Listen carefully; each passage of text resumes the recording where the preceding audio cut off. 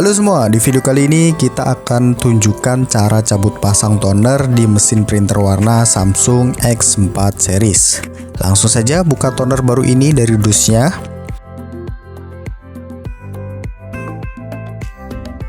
Sebelah sini ada segel toner, langsung sabut saja.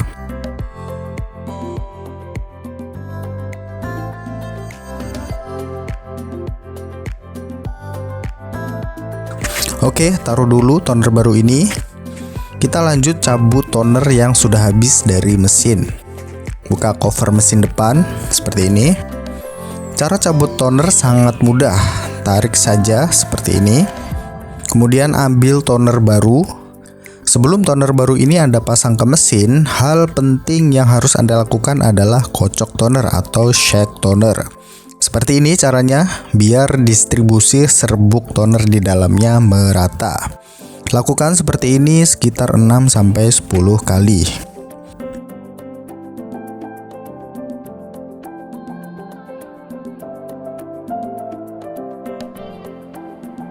Kemudian tancapkan ke mesin, dorong sampai pas.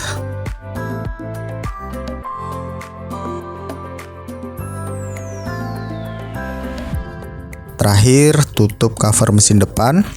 Setelah ini mesin akan kalibrasi, tunggu saja sampai proses kalibrasi selesai dan Anda bisa lanjut print maupun copy kembali.